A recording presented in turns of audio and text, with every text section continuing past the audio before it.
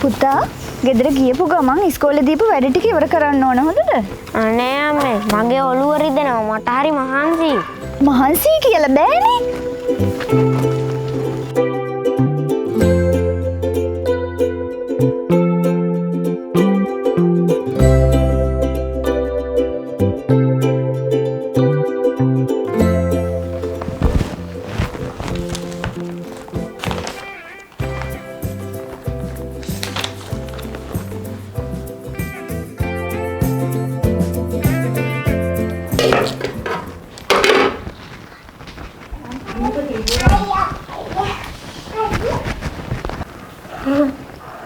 පුතා මම පුතාට කවන්නම්.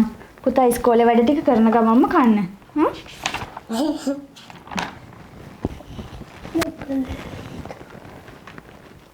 අම්මා මටත් බත් කවන්නකෝ. අයියට මේ බත් ටික කවලා පුතාට මං කවන්නම්.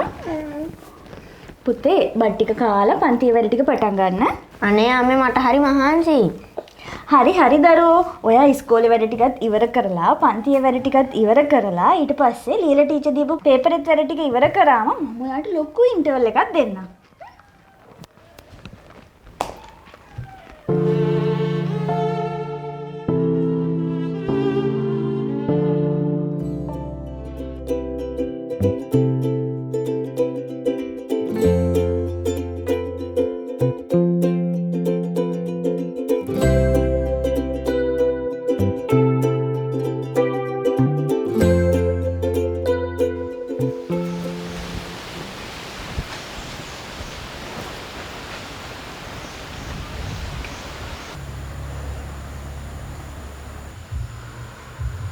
කොපුතේ නංගි නංගි කාමරේ වැඩ ටික ඔක්කොම ඉවරද?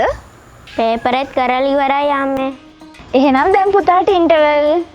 යේ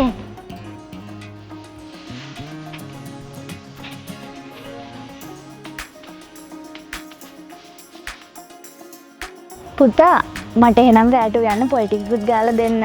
මම එහෙනම් පොල් ටිකක් ගාලා දෙන්නම් අම්මට. අම්මා මගේ ඉන්ටර්වල් එකේ එහෙනම් තාත්තාත් එක්ක ගිනි බෝලේ රැලි මාලේ සෙල්ලම කරා.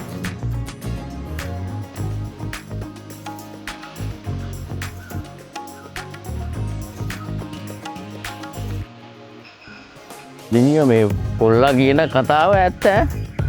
දැන් බලන්න ඉස්කෝලේ ගියාම ඉස්කෝලේ වැඩ. ඊට පස්සේ ඉස්කෝලෙන් ගෙදරට ආවම ඉස්කෝලෙන් දුන්න ගෙදර වැඩ. ඊට පස්සේ ටියුෂන් පන්ති. ඊට පස්සේ ඔන්ලයින් පේපර්ස්. ඉරිදාට දහම් පාසල්. කෝ ළමයින්ට ළමා කාලයක්. ළමයෙකුට එළියට බැහැලා ඔන්චිලාවක් පැදලා සරුංගරයක් ඇරලා ඒ ළමා කාලේ නිදහස භුක්ති විඳින්න අපි ඉඩ දෙන්න ඕනේ. අනිත් එක අර ඉස්කෝලේ ආරයි යන අර බෑග් එක සිමෙන්ති කොට්ටයක් විතර මාර බරයි. එහෙම බෑ. ළමයිට ළමා කාලයක් තියෙනවා. එහෙම නැත්නම් ඒ ළමයි ලොකු වෙනකොට මානසික රෝගීන් වෙනවා. ඒක අපි දෙමාපිය වශයෙන් තේරුම් ගන්න ඕනේ.